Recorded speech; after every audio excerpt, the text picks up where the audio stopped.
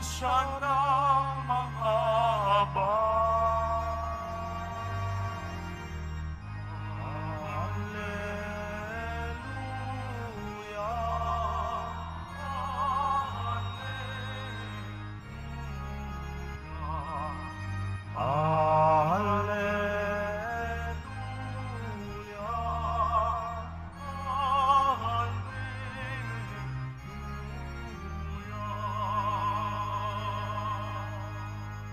Sumainyo ang Panginoon. At sumayo rin. Ang mabuting balita ng Panginoon ayon kay San Marcos.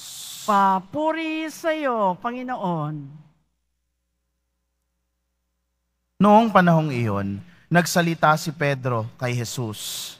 Tingnan po ninyo, iniwan namin ang lahat at kami ay sumunod sa inyo.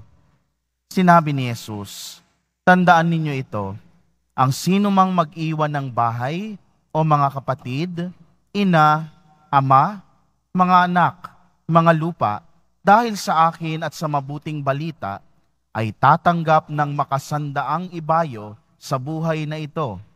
Mga bahay, mga kapatid, mga ina, mga anak, at mga lupa, ngunit may kalakip na pag-uusig.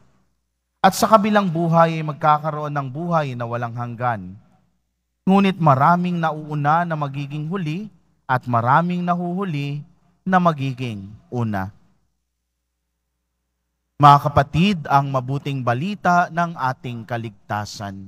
Pinupuri ka namin, Panginoong Hesukristo. Magsiupo muna po ang lahat.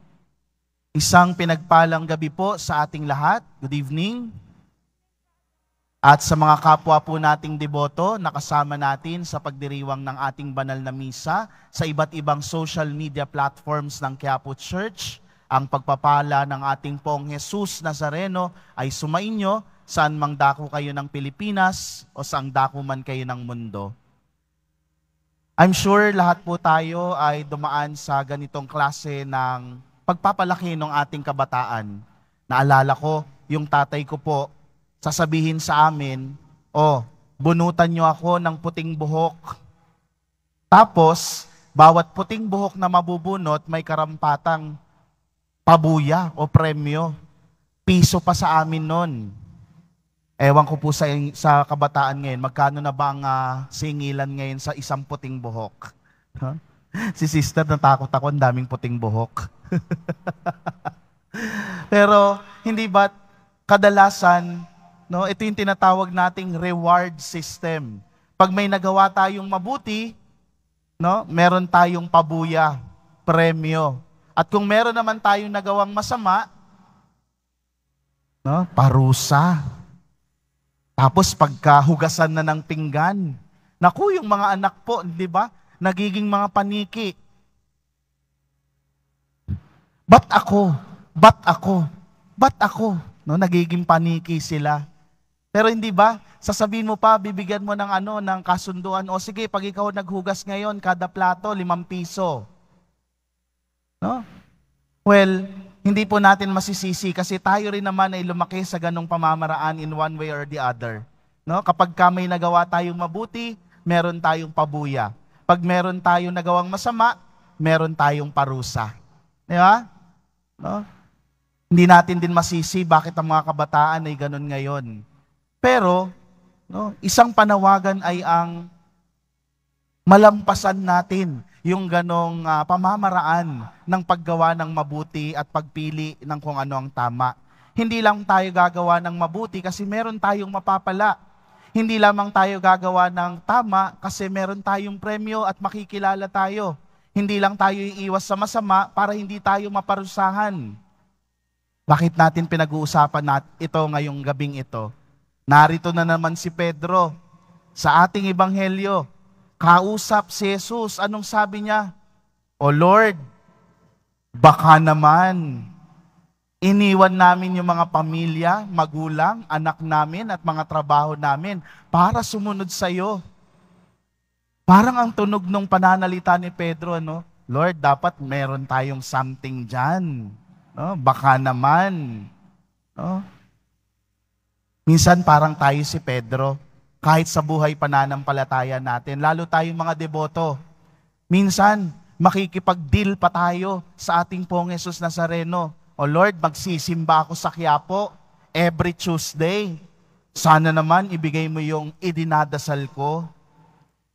Para bagang ATM machine ng Diyos, na kapag sinaksak mo yung tamang card, ay makakakuha ka ng cash. Kapag ginawa mo yung tama at mabuti, merong maibibigay sa iyo ang Diyos. Siguro maganda yung naging tugon ng ating Panginoong Hesus na panghawakan natin bilang mga deboto. Gagawa tayo ng mabuti hindi lang dahil meron tayong mapapala, kung hindi dahil ito ang inaasahan sa atin.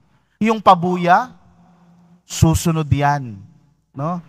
Natural na darating yan sapagkat ang Diyos, sabi nga, ay mapagbiyaya. Sabi ni Jesus, para sa mga mag-iiwan ng kanilang pamilya, anak, lupa, kayamanan, no? Para sa akin at sa mabuting balita, ay tatanggap ng biyaya. Hindi pa ba tayo binibigyan ng magandang assurance ng Diyos dyan? Hindi ba't magandang panghawakan ng mga salitang ito ng Diyos para naman mabago yung kalooban natin, mabago yung pananaw natin kung bakit tayo gumagawa ng mabuti at pumipili palagi ng tama. Hindi dahil meron tayong mapapala, kung hindi dahil ito ang inaasahan sa atin bilang mga anak ng Diyos. Bilang mga deboto ng Pong Jesus Nazareno, inaasahan tayong gumawa ng mabuti. Makita sa atin yung pagdedebosyon. Meron o wala mang mapapala o makakamit, no, na pabuya o papremyo. Mga minamahal kong kapatid, ito yung grasya na hihilingin natin sa ating Pong Jesus Nazareno sa pagtanggap natin sa Kanya sa banal na Eucharistia. Nawa, maging matatag ang ating kalooban sa gitna ng mga hindi pagtanggap o hindi pagkilala sa mga mabuti nating ginagawa. Meron man tayong mapala o hindi, ay patuloy pa rin tayong gumawa ng mabuti. Patuloy pa rin tayong maging lingkod ng simbahan, ng sambayanan. Patuloy tayong maging mga mabubuting mga anak sa ating mga magulang. Patuloy tayong maging mabubuting mga magulang sa ating mga anak. Patuloy tayong maging mabuting tao sapagkat ito ang ating kasinuhan. Hindi kailangan ng papremyo, hindi kailangan ng pabuya, sapagkat ang Diyos na ang bahala sa atin dahil alam natin ang Diyos hindi nagpapabaya.